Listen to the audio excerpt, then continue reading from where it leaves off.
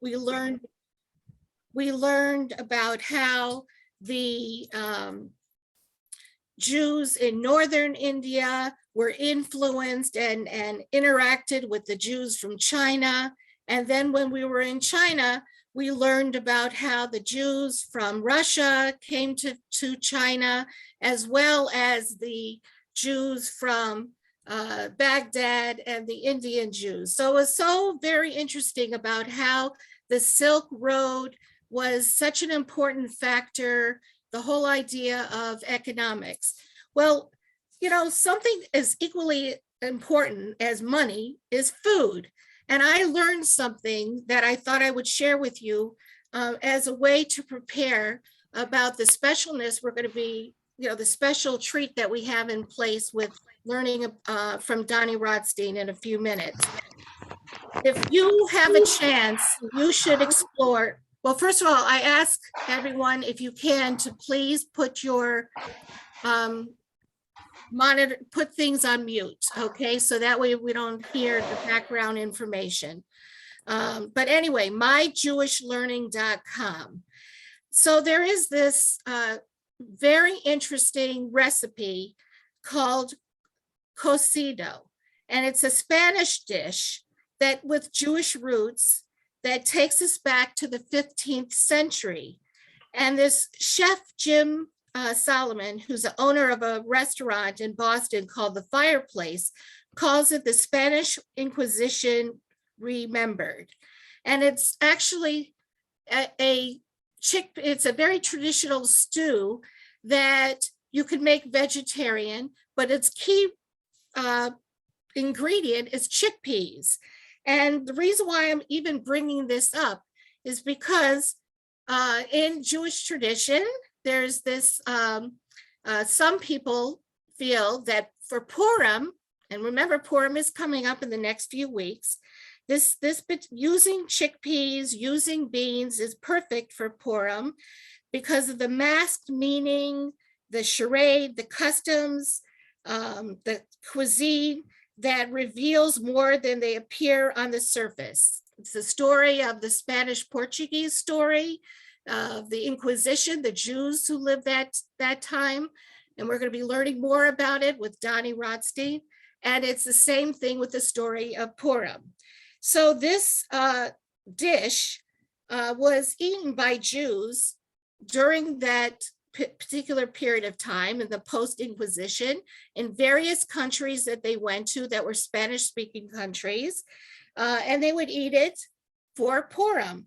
And it's sort of like a cholent as we would know it, and it's cholent with the Spanish framework would be called adafina, and it's a dish that people link to Queen Esther, that when she was in the palace, in order to basically hide within the public, she would eat vegetarian diet foods, so that there would be beans and chickpeas.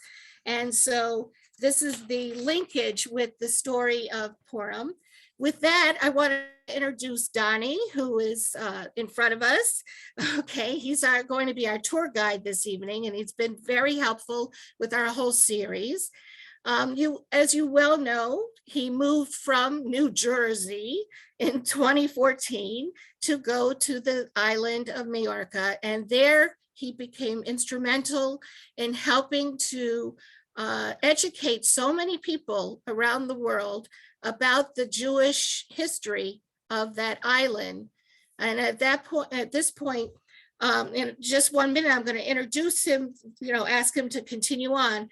But I do want to say a couple of things. He's going to, from time to time, put up a page that talks about, if you're so inclined, you can jot this down about giving our different tour guides. We've had one from India, one from China, Dani, and then we have our last one is with the Netherlands. So we have the information about how you can contact these people for further information or to tip them if you want to. So look for that page.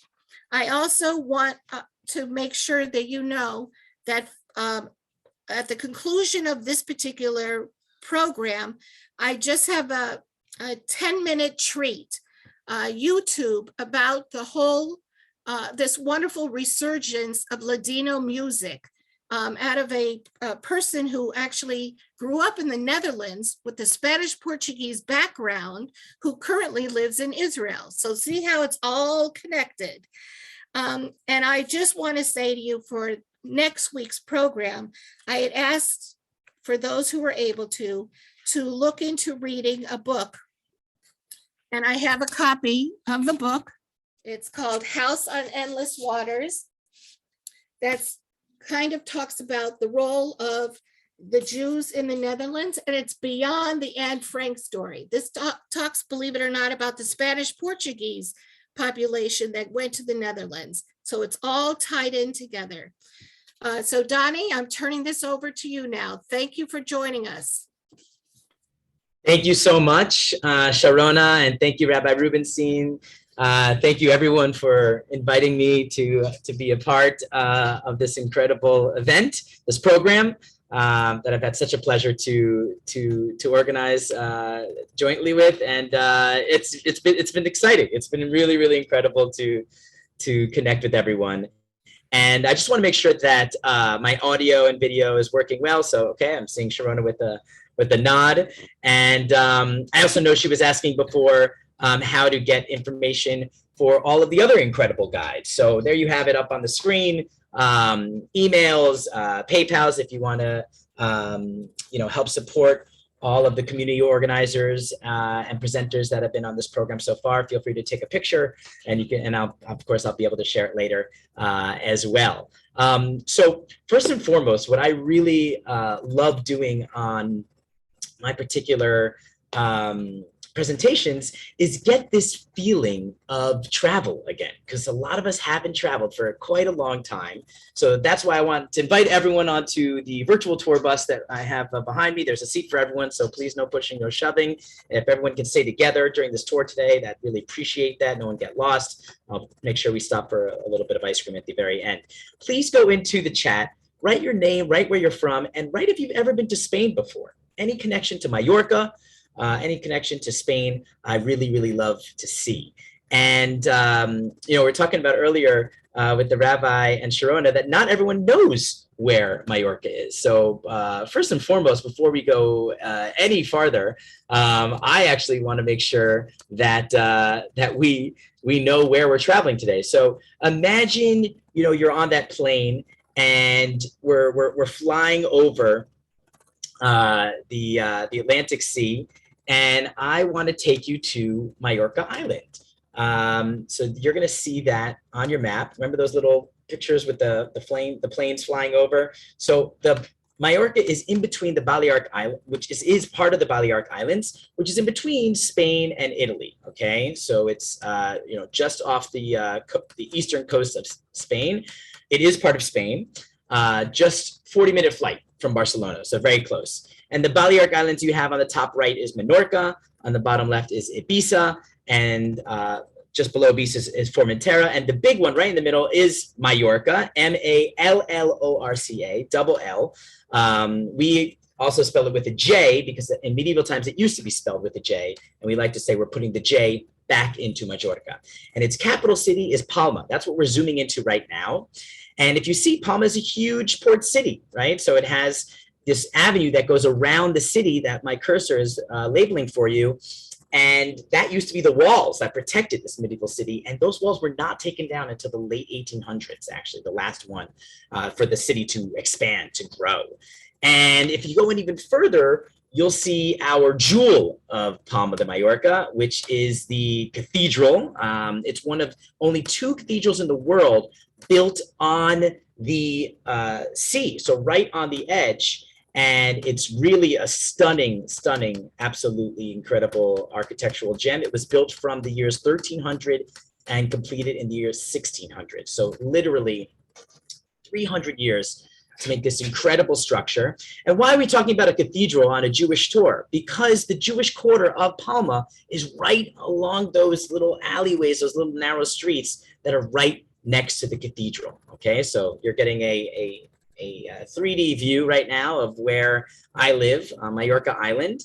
And you could see that the sea used to come right up to the church. But then in the 50s and 60s, they built this highway that allowed for better access. And what we're slowly droning around and taking a look at is the rose window of the cathedral. I want to zoom in and ask anyone to tell me if you see any symbol that is in the rose window of the cathedral. Jewish star. That's right. Thank you so much. Magen David, a Jewish star, which, is fascinating. Why is there a Jewish star in the main Catholic building of Majorca? A lot of theories, a lot of hypothesis. Some people think that the descendants of the Jews helped build that cathedral with a lot of the money that the Inquisition took from the Jewish Conversos, wanted to put their own symbol in there. I actually believe that the Star of David was used for many different religions in the medieval times. The real symbol of Judaism at that time was the menorah. So you will see Magen Davids in many different churches all around Spain. But before we talk about the history and what happened here, once again, I want to remind everyone what it was like to fly and to travel and to visit. So before going any further, let's all sit back and relax and imagine we're landing into Majorca. Everyone, I want you to look out your virtual window to your left, look out your virtual window to your right, and here are some beautiful images of Majorca Island, and with a little bit of welcome guitar music as well to really, like I said, get us in the mood of traveling, which a lot of us miss right now. So ladies and gentlemen, welcome to beautiful Majorca Island.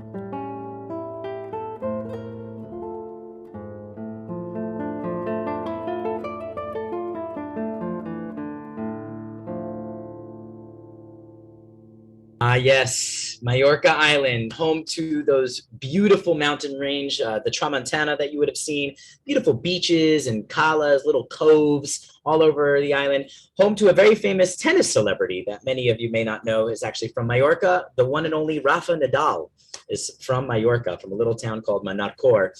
And Majorca is also home to a very not well-known Jewish legacy and history that I am so excited to share with you all today. So first and foremost, Sharon introduced me before. I am not from Majorca originally. I have not been working on my New Jersey accent for over 40 years. My dad is from Netanya, Israel. My mother is Jewish American. She's the daughter of Holocaust refugees. Both my grandparents were born in Germany and escaped the Nazis, came to New York. They met in New York. I had my mother had me, and now I'm here telling you all this interesting story. And I came to Spain in 2014. I went to a university called Wesleyan University in Connecticut, and I studied film there. And I was in, I studied when I was in college in Madrid for a year. So that's why I first was attracted to Spain and the Spanish language. After graduation, I wanted to move to Spain, but I out of school, didn't have any money and, no job. So I went to a Spanish speaking country within the United States of America. You might have heard of it. It's called Miami. And I was down in South Florida for 7 years. And I worked on different TV commercials. I became a producer, went back to New York, 7 years in New York. And then right around, 2014, a lot of my friends were settling down. They had found their spouses, starting families. I was single, but not really interested in mingling, or I wasn't finding anyone that I was connecting with. I said, I need a break. I got to get out of New York for a little bit. And I was very blessed to have found a job opportunity in Majorca. And I'd never been to Majorca before. So I went to work for Palma Pictures, this production company there. And wouldn't you know it, 3 weeks after moving to Spain, I was at a friend's party in Barcelona, where I met my future wife, Carla, who actually just completed her Gior, her conversion, only a month ago in Teaneck, New Jersey. And we are the very proud parents of a little guy named Oren, who just turned 3 years old. So Besheret, karma, all these things happen for a reason. And when I moved to Majorca, I literally thought I was going to be the only Jew living on the island, because it's not known as a big Jewish community today. Just to give you some numbers, there's about 400,000 Jews living in France compared to about 40,000 Jews living in Spain today. But Spain once was the Jewish center of the world when it was known as Sepharad, right? And so we have Jews that are Sephardic, that come from Sepharad, from Spain and Portugal. And so I always was shocked to find the remnants of Jewish life in Spain when I was studying abroad there. And when I went to Majorca, I found out that there's a synagogue that was started by British Ashkenazi expats in the 70s. So I went to the synagogue. It's kind of, dark and dirty. It wasn't the most warm and welcoming place. I went in and everyone was speaking in Spanish or in Hebrew. Very few people. Maybe there was 10 to 20 people there. And I'll never forget this experience that I had because, I grew up in a Reform conservative shul, different times of my life. Here in Spain, it's Sephardic, but also Orthodox. So basically, men and women sat separately. There's a mechitza, divider. And I was in the men's section. There's no rabbi. There was no chazan at the time, just a volunteer leading Friday night Kabbalah Shabbat services. And I'll never forget this moment where we were davening, and he said, we have to skip this prayer. We have to skip the Kaddish because we don't have a minute. We don't have 10 Jewish men in our service today. But I was very confused because I counted 14 men at that night. And I asked the guy next to me, why are we skipping when we obviously have a minyan? We have 10, we have 14. And he said to me very nonchalantly, as if everyone knew, that's because some of these men are not Jewish. They're Chueta.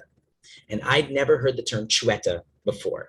Now, I see some of you who have been on presentations of mine. So other than those people who've heard me talk about it, has anyone here put in the chat if you have heard of the word Chueta? And if you have, I would love to know where or when you heard of this word Chueta. Usually not many people respond.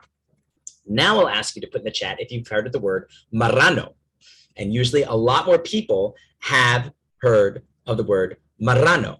So Marrano. So I'm loving this chat. This is going really great. Tell me, yes, wonderful, Yvette. Before I even ask the question, you answered it. I always like to ask what comes to your head first when you think of the word Marrano. Some people like to say glass, and I was like, no, that's in Venice. That's Murano, that Venetian glass. I'm talking about Marrano with an N-A.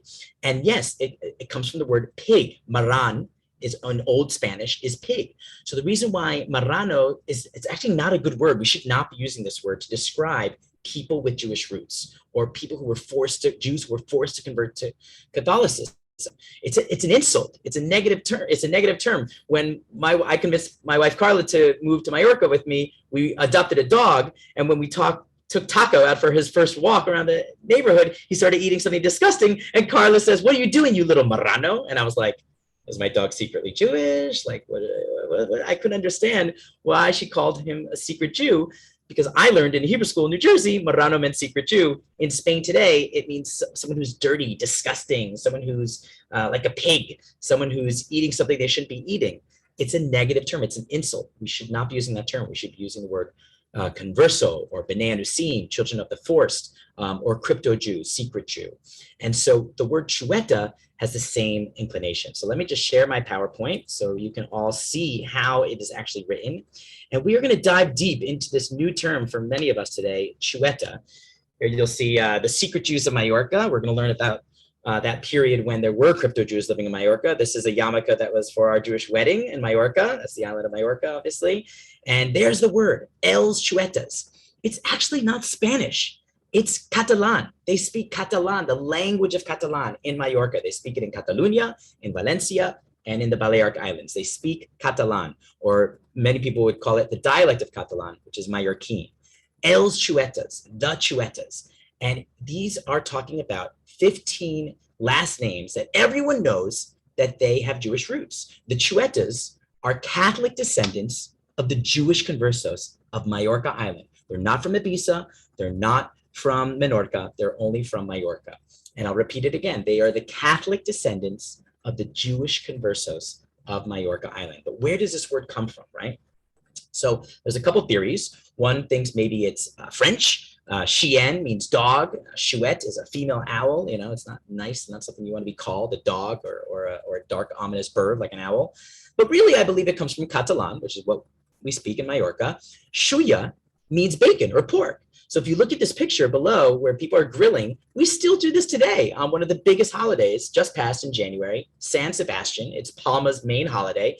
People take out their barbecues and they're cooking pork, but they're also now today is cooking meat, chicken, and vegan, veggies, etc. But I believe it comes from the time that because everyone knew who the Chuetas were, everyone knew who these 15 last names are, which I'm going to tell you later, the Chuetas themselves, to try and assimilate, to try and show everyone that they're no longer keeping Judaism, took bacon and pork and cooked it in front of their streets, in front of their homes, in public, as an act showing, hey, we're not still keeping kashrut, we are no longer Jews, we want to be as Catholic as you are, you know, here we're eating shuya. But some of these families may have been doing this as an outward show, but not eating bacon and pork inside. And some of these families might have been keeping some Jewish traditions, which we're going to learn about later. The other word, I want to show you a sign. If you were on a tour of mine, you would see a sign that I would take you to, Carrer dels Jueus, Street of the Jews. So the word Jueu in Catalan means Jew. A not nice way to call someone Jew is Jueto, you little Jew. It's diminutive, it's like despective, it's derogatory. Jueto. So listen to it. Jueto and Chueto sounds very familiar. So again, Chueta for a very long time was a bad way to call someone. And they would even say it like that. Oh, if you didn't want to pay for the bill or something, they would even say, oh, stop being so Chueta, you know? And it's curious how there has been this anti-Chuetism, which definitely comes from an anti-Semitism. So here are some important dates that we're going to run through today. So we believe that there's Jews as early as the 400s in the Balearic Islands, settling after the Second Temple was destroyed in the year 70. Jews were taken as slaves by Romans. Also in the Phoenician times, Jews went out as merchants and would have gotten to the Balearic Islands. We have Jews living in the Balearic Islands until the year 1435, when there was a mass conversion, right? So all the Jews are forcibly converted in 1435, very important, because that's 60 years before 1492, when all the Jews were expelled from Spain. So in 1492, when all those Jews that were expelled, no one left Majorca, because 6 years before that, they'd all been officially converted. But as you can imagine, if you're forcibly converted, you don't just drop a religion and culture and a way of life that your family has known for thousands of years. So you have this phenomenon of crypto-Jews, secret Jews, Conversos, or new Christians, they were called. And so in Majorca, you had two distinct populations, new Christians and old Christians. And they never married together because they always wanted to keep their hidden faith, even under the times of the Inquisition. And then in 1691, we're going to learn about a terrible event that happened there. They take the names of these heretics that were still practicing Judaism, and they hung them up in the Church of Santo Domingo, which no longer stands today. And that's when this term Chueta, this derogatory term, came up. You have these 15 last names, you are Chueta. And what's fascinating is that these families never assimilated with the rest of the population. No one wanted to marry a Chueta. It was like a stigma to have in your family. So these 15 families, these 15 last names have been marrying within the same 15 families for centuries. Only up until the 1920s or 1930s do we really see people starting to finally marry someone with the Chueta last name. So it's intense to think about these people having some of the most Jewish DNA, even though they're some of the most Catholic people you'll ever meet, because they're always trying to prove how Catholic they are to the rest of society. So with that, I wanted to take us back onto the bus, and let's all step off the bus and go into the streets. Like I said, today is a virtual tour to explore the Jewish quarter of Palma. So here we have us, everyone hopefully should be seeing us stepping off the bus, and we are out on the streets of beautiful Palma de Mallorca. And yeah, let's go onto the streets and see the church where this mass conversion took place. So, by the way, please put up questions as they come up. We're going to have time for that Q&A at the end of the presentation today.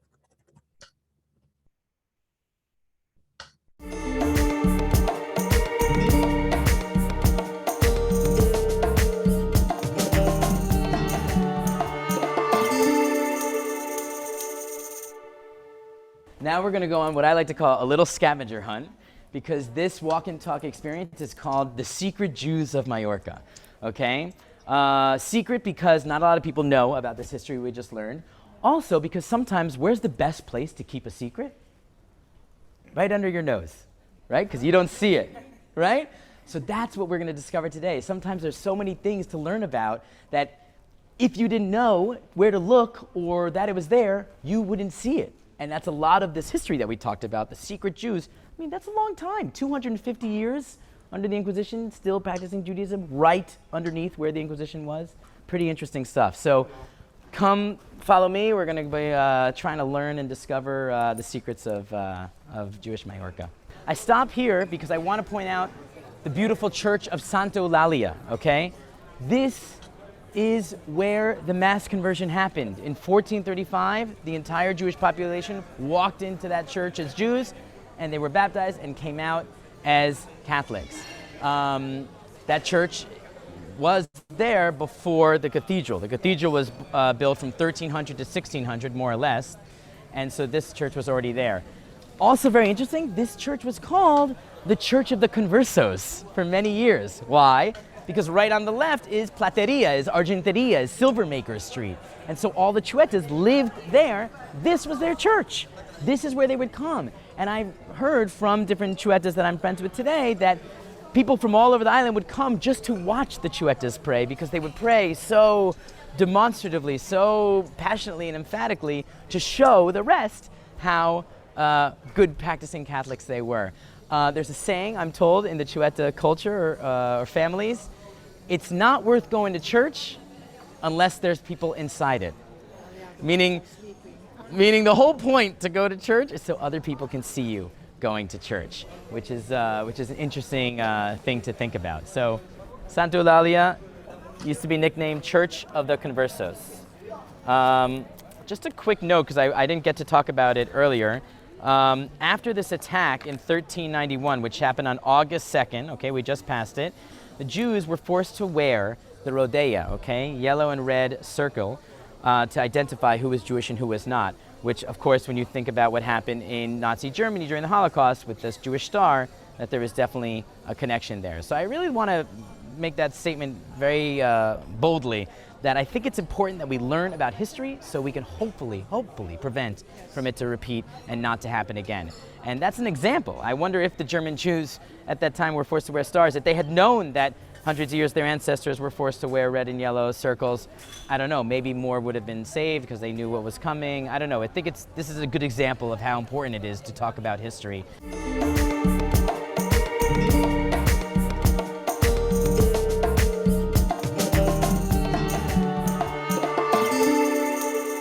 So this is already so exciting for me. I'm loving the comments that are coming in.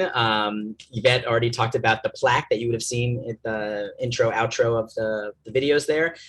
Yeah, there is the Red de las Juderías, the Jewish Quarter Network, that is a governmental agency, managed by people who are not Jewish in Spain, who are trying to help bring back the Jewish heritage, the legacy, and educate everyone, Jews and non-Jews, anyone, visitors, tourists, residents especially, to look at the beautiful Jewish quarters that are all over. There's about 300 beautiful Jewish quarters all over Spain.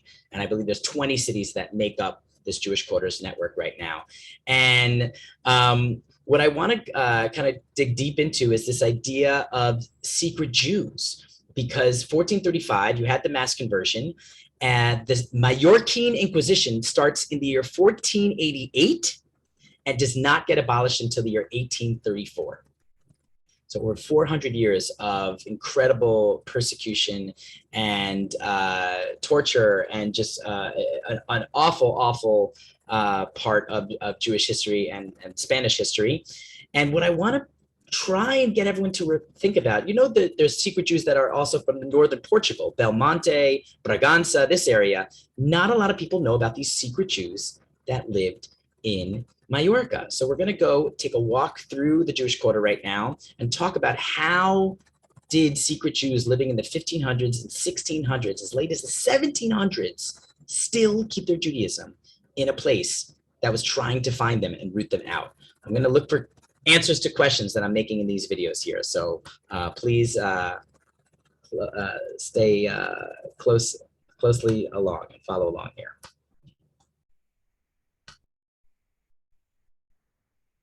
Imagine you're here hiding from the Inquisition and you're trying to keep your Judaism.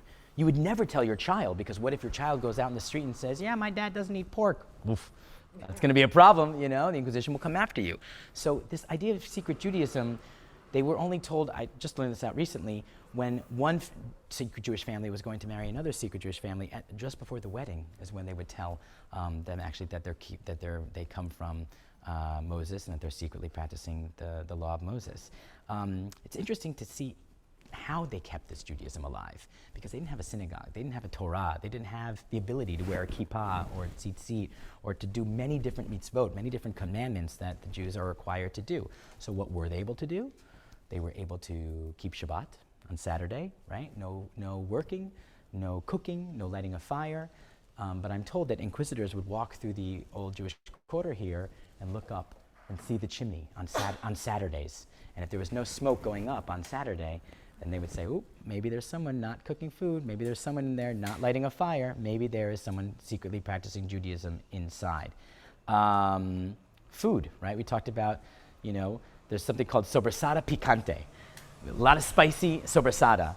So I'm told by Tony Pina that the sobrasada picante was actually created by the secret Jews, because it was a way they added a lot of spice and they take out the pork and they put in chicken instead. So if everyone were ever to try it, they would notice the spiciness, but they wouldn't pick up on the fact that there's no pork, that it's chicken. So there's many different ways that they were able to keep their Judaism. And one of the most important ways is the holidays. So for a few of us that are Jewish here and know a little bit about the holidays, take a wild guess. What do you think, what holiday was the most important holiday for the secret Jews of Majorca? Okay, so this is our interactive portion.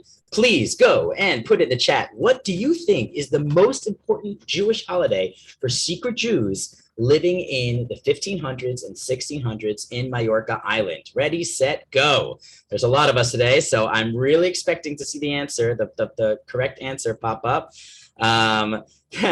This is really exciting. So I'm seeing lots of Passovers, I saw Shabbat. I love when I see Nancy. Thank you for saying Shabbat. I think it's a really fun one. It's not the correct answer. A lot of people say Yom Kippur, Faya. Oh, interesting. Easter. I've never had that as an answer before. All right, we are short on time, so I'm going to go ahead and call out the winner. He actually wrote a direct message, so it wasn't made public. But Robert Levine, well done. He guessed the holiday known as Purim. What? Purim? Most important holiday? Let's find out why. Okay, our first guess is Rosh Hashanah, which is right now. We're celebrating the Jewish New Year. That is not correct, but a good guess. Pesach, the second one that everyone guessed for. Passover, right? This big holiday for us of keeping, remembering when we were slaves in Egypt. Also not correct. I'm going to give you the answer because we're a little bit short on time. We could be here a long time and we'll still not guess it because it's not obvious. The most important holiday for the crypto-Jews of Majorca in the 1600s was Purim.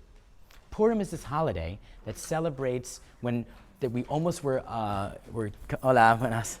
almost kicked out of Persia, and by a very bad person named Haman, and we luckily were able to actually survive. And it's now, today, celebrated by dressing up in costumes. It's like our Halloween, you know? We're supposed to drink and be merry and be celebrating life because we were able to survive. So back at that time, it was not celebrated in this way. It actually was celebrated with the fast of Esther.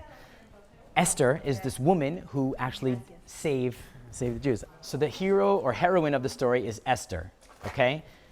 She is the first ever crypto-Jew of Jewish history. Right? The king does not know that she's Jewish when he marries her. And it's only after that the Jews are about to be killed that she says, hey, king, Esther says this to the king, Ahasuerus, I'm Jewish.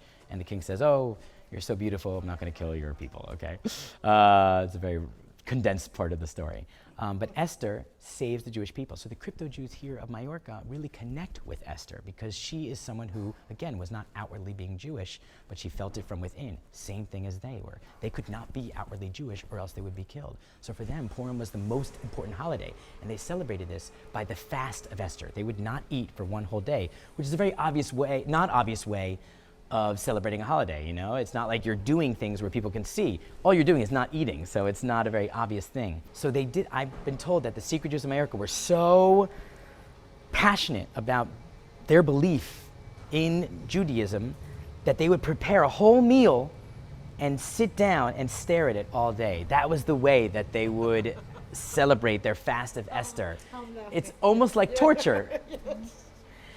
And the reason why is because they were asking for forgiveness from God. You know, they're saying, I'm so sorry that we can't be good Jews like you want us to. We're going to show you how much we're sorry by staring at our food and celebrating this fast of Esther, which we think is the most important for us. And there's a couple cool connections in Hebrew, which I'm going to tell you about. Esther, in Hebrew, may come from the Shorish, ani astir. Lehastir means to hide. So Esther, the name Esther, might have roots in the word hidden or to hide. Very interesting. The other thing is this idea of the fast. The fast of Yom Kippur in Hebrew is Som Yom Kippur. Som means fast. All of the fasts, and there's about, 5 or 6 of them in Judaism, are all called Som. All of them. Som Yom Kippur, Som Gedalia, Som Tish B'Av, except for one, the fast of Esther, which is called Ta'anit Esther. Why is it called Ta'anit? Because the word ta'anit means torture. The torture of Esther is actually what that fast is called. And the last thing I'll tell you is that the word Purim might be connected to the word Yom Kippur. Yom Kippur is another holiday where we do not eat and we ask forgiveness for God for all of our sins that we've done. Yom Kippur may come from the words Yom Kippurim, a day like Purim. The last thing I'll tell you, and that's a good place because there's not a lot of cars, that even in Majorca, there are sayings that people still say today that have roots in the Jewish history here. Yes. And I'm going to ask you guys, because some of you speak Mallorquin, have you ever heard of the term fer di sapta? Fer di sapta, what does it mean? It means to clean the house. And it actually translates to hacer el sábado, to work the Saturday or to do the Saturday. And I'm told that it comes from the time of the Chuetas, that in order to show that they were no longer practicing Judaism, they're no longer practicing Shabbat, they would open up their doors, open up their windows, and show everyone that they're cleaning the house, that they're working, that they're not praying, they're not celebrating Shabbat, they're actually cleaning the house. So that is maybe why this term fer di sapta means to do house chores, to do work around the house. And we still say that word today in Mallorquin. They still use that today. But maybe people don't know the history behind it and where it comes from. So that's little interesting things, again, sharing stories that are told to me, communicating to you guys. So, and hopefully you will share with other people. More knowledge is more power. Come guys, look this way. So, hopefully you all are enjoying learning about the different traditions of the secret Jews and what they went through, what lengths they had to go through in order to preserve their abolished illegal religion that was not allowed to be practiced within Spain and all of the other Spanish territories, Mexico and Colombia, all of the places where they ended up conquering. What I want to share with you all right now, is a scene from a documentary that we just finished. Very excited to share with you all. It's going through Jewish film festivals right now in the States. We're actually right now in the Atlanta Jewish Film Festival as we speak.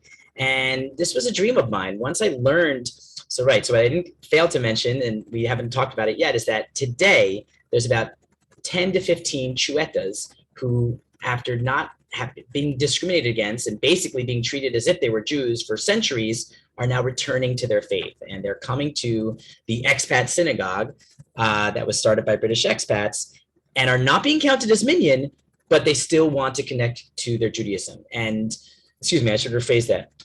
Some of them have officially converted or returned and now are members of our community and do count as minyan. And actually just 3 years ago, myself and 3 others were elected as the board of the synagogue. And this is like a very big deal that people who are originally from Majorca with these 1 or 2 of these 15 last names are now once again leaders of the Jewish community. It's like a really big deal in Majorca because of this tragic past that has happened. So when I first got there, I was invited to their Shabbat dinners that they would have once a month. And I have to say, very honestly, it awakened something in me because, I grew up luxurious, right? A Jew in New Jersey, I have a synagogue for every Shabbat of the year, 52 synagogues, I'm sure, if I wanted to choose from, where here they were trying to study Judaism in a place that had been so deeply attempted to be extinguished from. It was a really incredible connection. And so I went to these Shabbat dinners. I started connecting and hearing there's these family stories that were being told to me. And I decided we needed to make a documentary about it. So it just came out a couple months ago. It's going through film festivals. And here's a scene from our documentary. It's a scene where I'm trying to talk to a filmmaker friend of mine. How can we create an experience that will allow the children in public schools today to want to learn about their own history, because they don't talk about the Inquisition that much. They don't talk about the Chuetas in Majorca. And so I'm hoping that we can get the story to the people from Majorca themselves. So hopefully you'll enjoy the scene. And it also talks about the events of 1688, which I wanted to share with everyone. So here is a clip from our film called Chueta Island.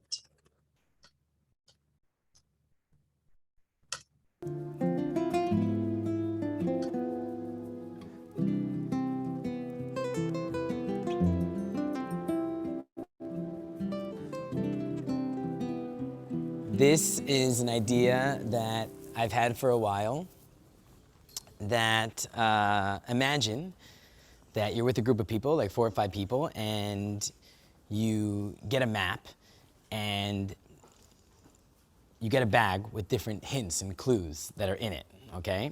It's kind of like a scavenger hunt. Yeah. And hold on one sec. Get my bearings. Yeah, look at the name of that street.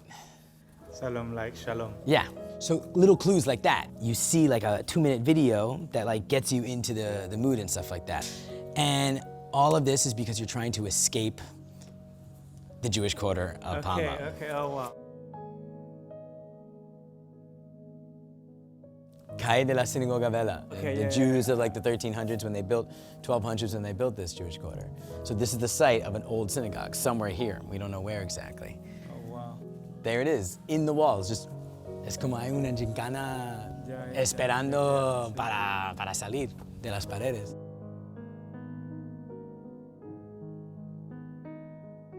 The old walls and tiny alleyways of Palma's Jewish quarter are a perfect setting for a scavenger hunt or escape room, recalling the times when Jews had to hide from the Inquisition.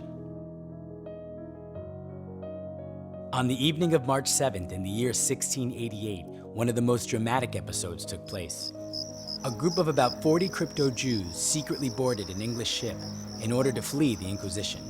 Unfortunately, a storm was brewing at sea and caused the ship to never leave port, and they had to return to the walled city where they were reported and captured. They were tortured and kept in the secret prisons for 3 years, and in 1691, 4 autos de fe, or public executions by way of burning at the stake, were held, in which 88 people were convicted. 37 of them condemned and killed. 3 of them, Caterina Taronji and Rafalet Benito Taronji and Rabbi Rafael Vaz, were burned alive in front of 30,000 people for not giving up their Judaism publicly. It is what is remembered in the Mallorquin language as the Cremedissa. It is after this terrible event that the descendants of the Jewish Conversos will begin to be called Chuetas. It's a real story. It happened here, and it's that night, and you're trying to get together, and you have to do a couple tasks and certain things before you can escape, get out of the city, and get on a boat and go to freedom because the Inquisition is here and they're coming after you. Cool. You're trying to get out for your life, and you come out of it a little sad, a little depressed, because no matter which way, the story doesn't end well for you. Yeah.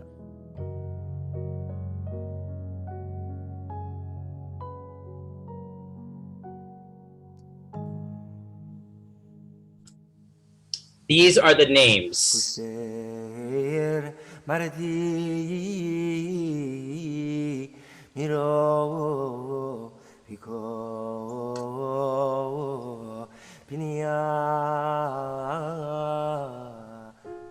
terrible events of the Cremedissa are narrated in the book La Fe Triunfante.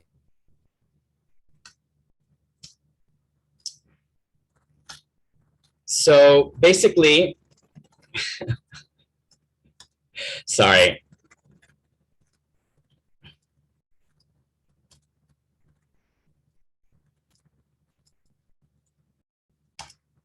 Sorry, I'm gonna have to close my QuickTime player because I'm hearing it in my head.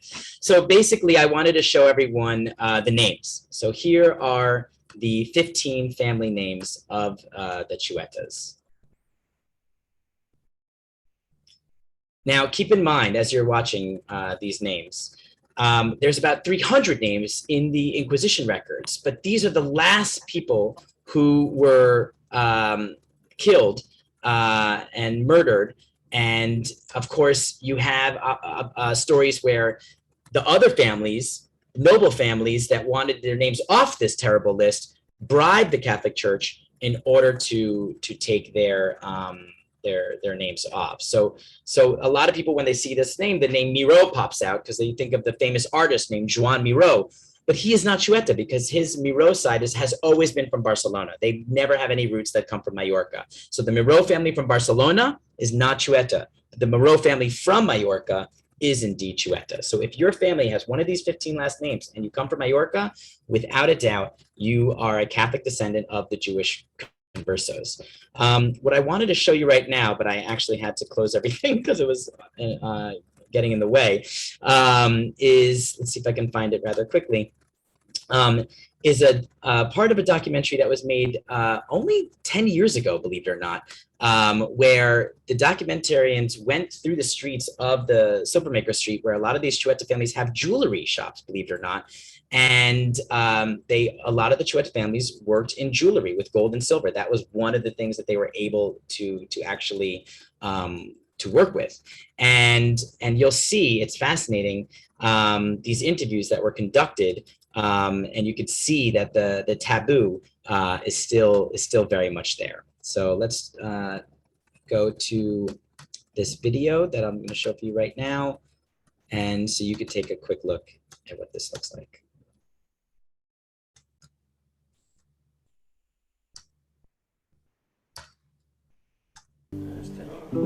The Argenteria, the street of the silversmiths in the heart of Palma's old city, is a Chueta center. To most Chueta, being asked about their origins is a provocation. Many shops are clearly marked with Chueta names, but the owners feign ignorance. Buenas tardes. Sí. Que en esta calle me dijeron que todas las tiendas eran de chuetos. Yo pensé que esto también. No sé, Chuetas hay unos cuantos apellidos, por ejemplo, que la gente dice estos lo son porque son los más famosos, los más conocidos, pero no solamente son estos, hay muchos más que son. Y no, y la gente... ¿Ah? ¿O qué son los chuetas? ¿Son judíos o son...? No, judíos cristianos, creo que son yo. No entiendo mucho yo el tema, pero me parece que son judíos cristianos, que ya no son judíos, que han renegado del judaísmo y son cristianos, según para mí, Gracias. ¿Y tú no eres chueta? No lo sé, ni lo quiero averiguar, no me importa, no me importaría serlo, In the second shop, the reaction is fiercer. Hola, buenas tardes. Aquí en esta calle me dijeron que todas las tiendas eran de chuetos. Yo pensé que esto también. Estamos Pero no quiero que buscando me aquí. filmen, ¿eh? Por favor, no me filmen, ¿eh? Bueno, ok, No quiero filmar. solamente estamos procurando los chuetos, ¿se conoce? No, yo no sé nada de todo esto. No sé nada de todo esto. Deberían ser mis padres, yo no sé nada. No, no, no. Bueno, ¿sabe quién puede me informar? No, tampoco. Although the Chueta refuse to discuss their history, everybody knows who they are because of their names. Buenas tardes. Me dijeron que la calle acá son de los chuetos. Todos lo son, sí, casi todas las joyerías. Porque en la loja al lado, que es Fuster, me dijeron que no son chuetos, pero lo son. Sí, que lo son, sí. ¿Y por qué dijeron que no son? No lo sé. Antes sí, había mucha manía con esto, pero ahora ya es un nombre como los otros, como los demás. So I'm just going to fast forward to this really interesting interview that conducted on the same streets. Remember, this was filmed in 2008. Any persecution today. Why then are they so reluctant to speak about their history? Eventually, we did find a Chueta from the Argenteria who was willing to talk to us. After thinking it over for a while, Catalina Bonin insisted on being interviewed in a less public place. She guided us past Santa Eulalia Church to another shop belonging to her family where we could talk discreetly.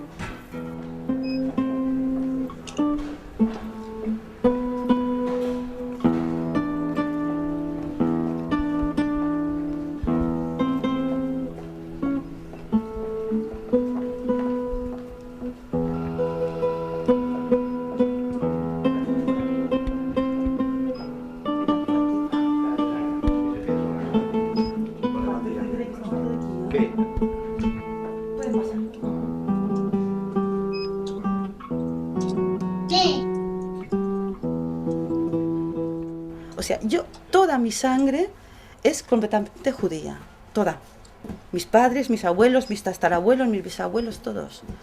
Pero lo que pasa es que a mí, claro, mis abuelos ya eran católicos, bueno, cristianos, mis padres también y yo también. O sea, ya no nos han enseñado nada. El problema de mis padres es que a ellos les cuesta un poco hablar de este tema, sobre todo con personas que no lo son.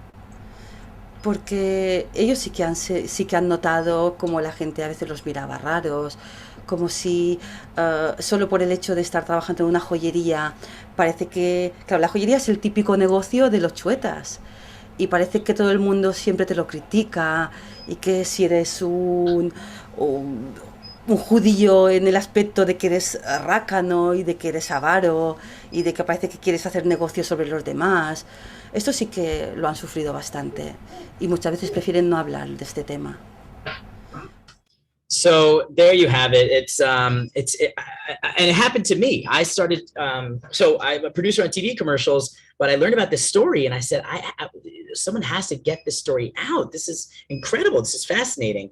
So I decided to open up an educational tourism company and do these guided routes through the Jewish quarter and talking about this Chueta history that I personally find very interesting. And one of my first routes with a couple from the States, it was so early, I didn't realize how taboo it was. I went into one of the jewelry shops that you saw in the video there, and I said, "Oh, I see your last name is Bonin.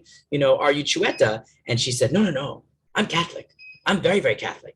Please leave. I don't want you here." And basically shooed me out of the jewelry store as well, probably because she knew I wasn't interested in buying anything, but she also was tired of hearing about it. She's probably 80-something years old, was probably made fun of growing up for being Chueta. And I find it fascinating that people in an island won't marry someone else just because of their last name. And I think that's what has encouraged me to kind of leave producing TV commercials and now being one of the community organizers. And I want to share with you all a quick tidbit that you know, in the 90s, when internet became around and the dictator had already,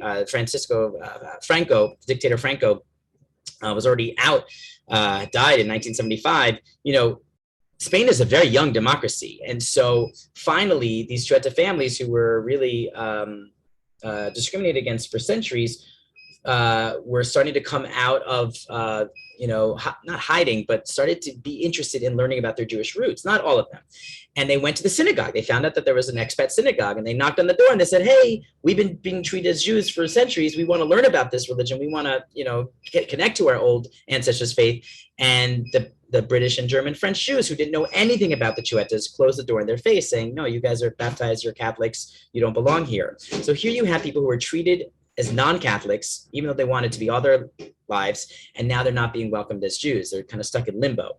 I'm very happy to say that this is in the 90s. Later in the early 2000s, finally, the expats, Jews that were living here, learned about the Chuetas, started welcoming them, obviously allowed for anyone to come to services, and very excitingly, some have converted or returned to Judaism, and they are the most important members of our community today, because a lot of the Jews like myself who moved to Majorca, they didn't move to Majorca to necessarily follow all the mitzvot of Judaism. And it's very hard to be kosher in Majorca, for example. And so they are the ones who really feel connected to the religion, to the fact that they are there every Friday night.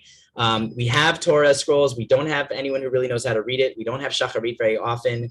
And the really exciting thing that I want to share with you all is that there are two rabbis that are with Chueta last names that live in Israel, Yosef Fuster and Nikolai Agilo. Nikolai Agilo said, if I'm being treated as a Jew all my life, I might as well see what this being Jewish is all about. Made Aliyah in 1979. Got his Shemitah, I believe, in the 80s from a yeshiva there, has 12 children, lives in Shiloh, and is now Rav Nisan ben Avraham. And this past June, not even a year old, for the first time in 15 years, we were able to receive funding from Madrid, the Jewish Federation there, and we hired him as our official rabbi. So for the first time in 600 years, we have a rabbi that is originally from Majorca, which is incredible. And he comes once a month for 10 days, and he leads us in services, and he's our spiritual leader of the Jewish community there. And so we're growing. We're trying to reignite the Jewish flame in Majorca and tell this story. And I'm going to share one last video, a closing video. Shh. We are now, my wife and I started something called Limud. You might have heard of Limud. It's a global organization. So we started the Limud Majorca chapter. And our mission is to share Jewish culture with anyone and everyone who wants to learn about it. So we have a great kesher, a connection with the City Hall. So every September, we have Jewish Culture Month that started as one day. Now it's 2 months. And 2 years ago, under full COVID restrictions, we did a Rosh Hashanah Jewish New Year concert where we had a group that's non-Jewish, but they love klezmer music. So they sang in Yiddish, they sang in Ladino, in Hebrew. And so I'm going to share a video of that concert that we did for Rosh Hashanah as a way of closing. And then I'm happy to take those questions. I'm sorry, Sharona, I know I'm really running over, but hopefully you'll understand why. There's just so much to share here. So hopefully you all will enjoy this way of closing, of seeing a Rosh Hashanah concert just 2 years ago, under the church, under the big cathedral of Majorca. The shofar is not exactly a musical instrument. Its sound is not melodious or even pleasant. It is a ram's horn we blast directly without a mouthpiece.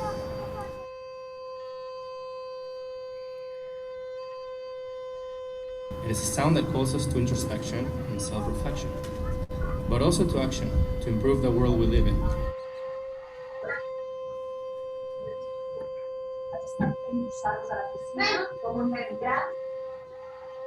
Avinu Malkeinu,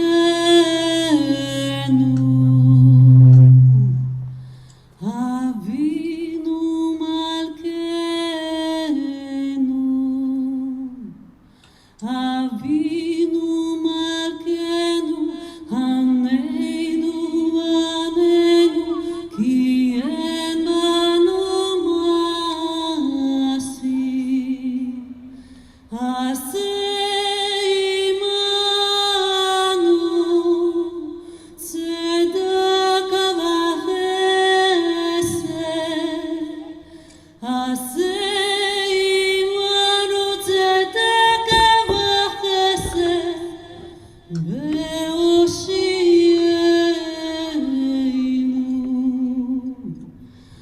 Avinu Malkeinu,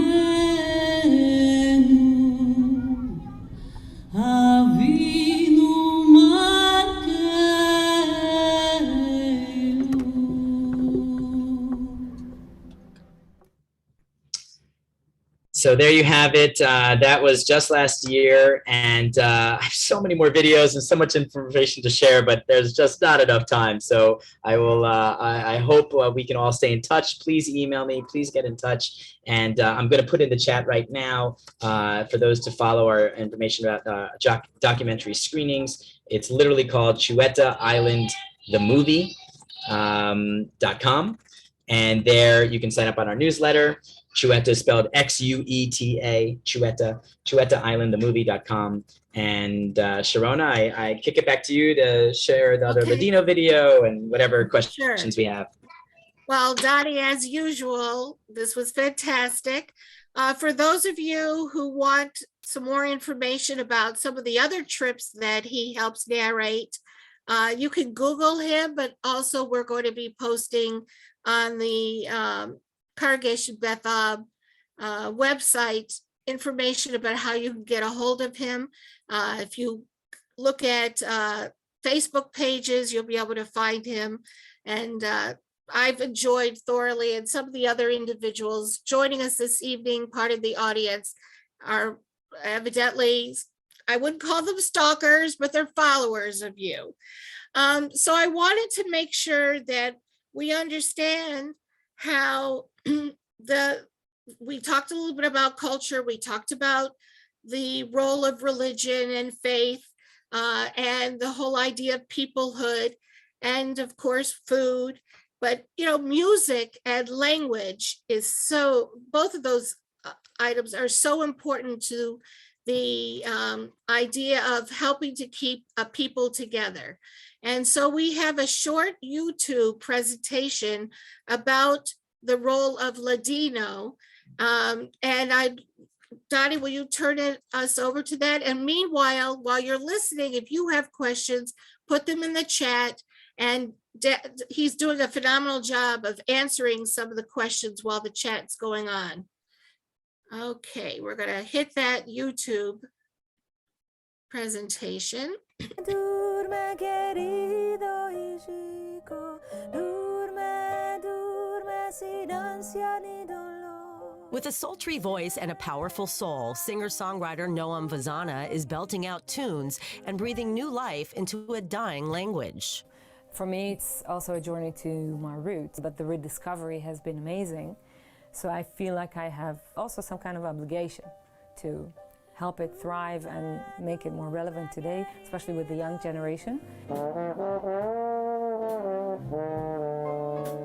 The Israeli-born, Amsterdam-based singer, pianist, and trombone player has come out with the first original Ladino pop album.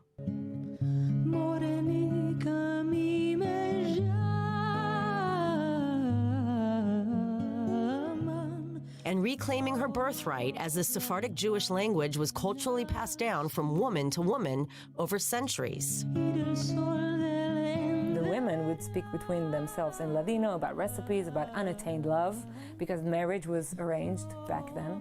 All this passion and lust had to manifest itself somewhere.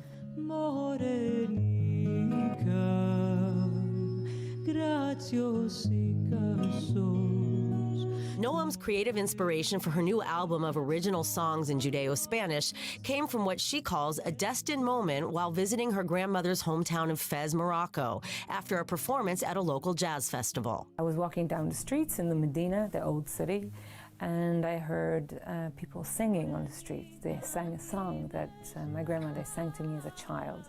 So it was a flashback moment, and I had to reflect back and think, what are these memories? What do they represent for me? And it took a year before I realized that I wanted to make an album.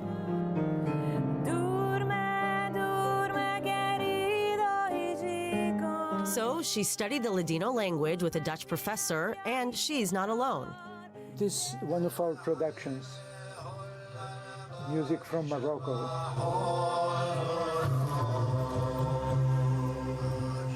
Ladino professor Edwin Sarosi heads the Jewish Music Research Center at Hebrew University and has seen a resurgence of young people wanting to learn the language. The word Ladino comes in the context of the translations of the sacred scriptures into Latin, that is to say, into modern Romance language, into Spanish. But what many don't realize is that the Jews of medieval Spain spoke Arabic, not Ladino. Professor Sarosi says Ladino developed as a language of survival across North Africa and the Ottoman Empire after the Jews were expelled during the Inquisition. The Judeo-Spanish that was created after the expulsion, as I said, has these two features. One is a mix of several dialects of Romance languages, and the second one is the adoption of a lot of words from the language of the area in which they settle. And same with the sound and style of music using different instruments popular in different regions of the diaspora.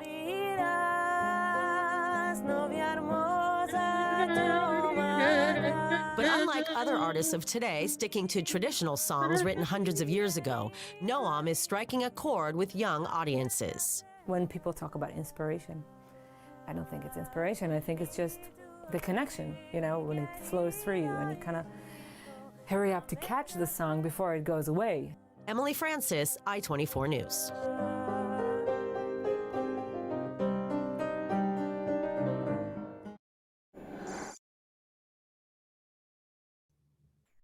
Sharona, you're on mute, just so you know. I just saw that. Thank you all so much, everyone, for joining us. You certainly are welcome to email Dani and any of our other speakers. And at this point, I'm going to turn it back over to the rabbi and to a representative of our membership committee from Congregation Beth Am. And truly, I want to thank all for attending this evening. Can I just want to say one last word, Sharona, and I hope Yes. Rabbi Rubenstein will allow it. I see here that he's on Limud, Michigan, and I really want to bring home an important point that when I first got there, the synagogue was not in good shape. I mean, it was falling apart literally, like it was really in bad repair. There was a board of directors that was one person, so the board of one, was running it their style, but it was not working and people were leaving. And so, I went to him saying, hey, can we cook hamantashen for Purim? Can we bake challah? Why is it only Friday night services? Why is the way to do Judaism here only prayer? That's no other option. And, that's when we learned about Limud, and we brought Limud, which is this multidisciplinary conference where you could learn about food and dance and music. And it's exactly what this last video that you shared, Sharona, about the Ladino music. There's so many other ways to get into Judaism. And that's what Majorca needed. The Chuetas, the people who've not had Judaism in their family for 600 years, they didn't have any of that. They don't know a lot about their grandmother's traditions because they never really grew up with it necessarily. And so the Jews that moved there, the young families, they're not connected necessarily. They don't feel the need to go to synagogue, but there are other ways to get into Judaism. So I just want to share one quick, a 2-minute video that I think Rabbi will appreciate. It's our first Limud. This was 2018, 3 years ago, and it was like a breath of fresh air. And we had people who were Chueta telling their story, and we had people who were running the synagogue forever also be speakers. So we really got everyone to come and be involved, and it was a really beautiful event. So I think that you guys will hopefully appreciate this. From one Limudnik family to another. יחד לב אל לב נפתח ונראה את האור שבשמיים. יחד לב אל לב נפתח בתקווה לאהבה. איך שהלב נפתח חובק את העולם.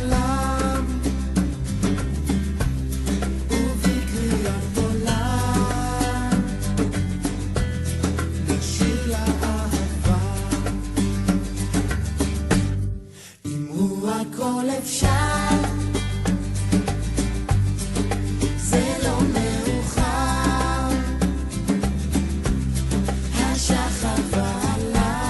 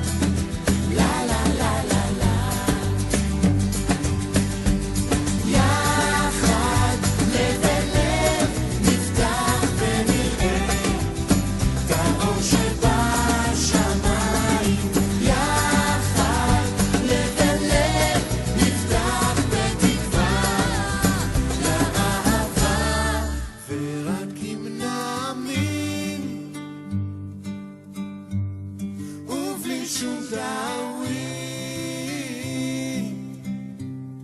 בדרך העולם, נשאיר לאהבה.